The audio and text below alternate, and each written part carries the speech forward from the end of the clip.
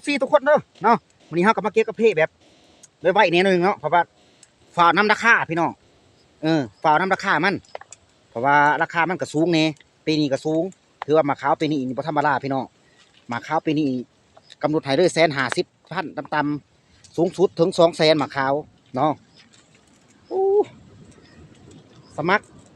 ครพนักงานเก็บกาแฟเด้อสมัครพนักงานเก็บกาแฟบ่หลายหรอกเอาจัก100คนนี่โอ้สนัสนีเก็บกาแฟกับมวนโลนึงเดี๋ยวนี้เขาจ้างกันโลนึง3,000นะพี่น้องโอ้สนัสนีเก็บมวนพี่น้องเก็บมวนสุกหลายสุกหลายกาแฟเฮาก็สิส่งไปประเทศ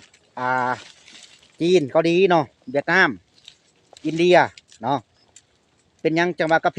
มันแพงกันย้อนหลายบริษัทพี่น้องหลายบริษัทมาตั้งอยู่ลาวเฮามันหลายแห้งเนาะเขาซื้อแข่งกันถือว่ากาแฟปีนี้นี่มันบ่เต็มโควตาเขาก็เลยซื้อแข่งกันเป็นยังกาแฟมันจังสิแพงเขาซื้อแข่งกันพี่น้องโอ้ก็ขอบคุณขอบใจที่ FC ที่เขามาส้มบาสงไซเดียเนาะก็ขอให้อยู่ดีมีแห้งก็ขอฝากเนื้อฝากตัวน้ำ FC แน่เนาะก็คอยมันเขามาเบิ่งบาสงแน่เนาะอัปเดตแต่ละมื้อเป็นจะได้มาจังไดอันนี้เฮาก็มาเก็บกาแฟแบบ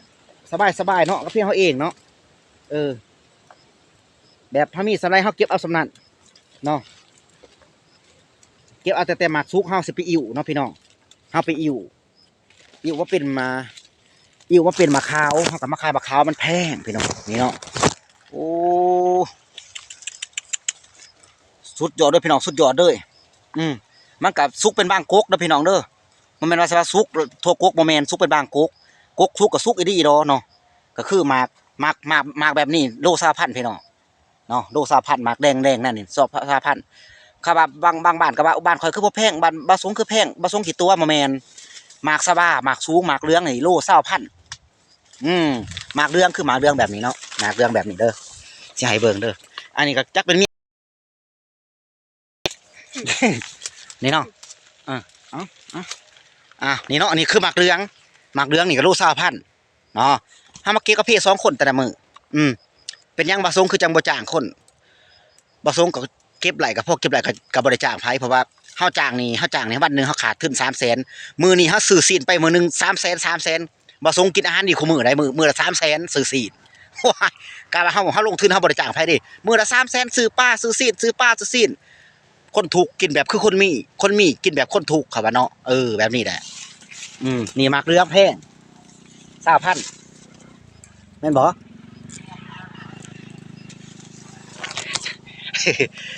เนาะทุกคนเฮาก็ฝากเนื้อฝากตัวฝากกดไลค์กดแชร์เนาะก็ติดตามช่อง YouTube บาสงเลยเนาะบาสงก็คือบาสงปากซองเด้อภาษาไทยพิมพ์ไปภาษาไทยเนาะนี่ก็คลิปนี้ก็สิบ่ซ้ำนี้เนาะคลิปหน้าก็สิมีอัปเดตใหม่ฝากกดติดตามกดไลค์กดใจให้บาสงเลยเด้อ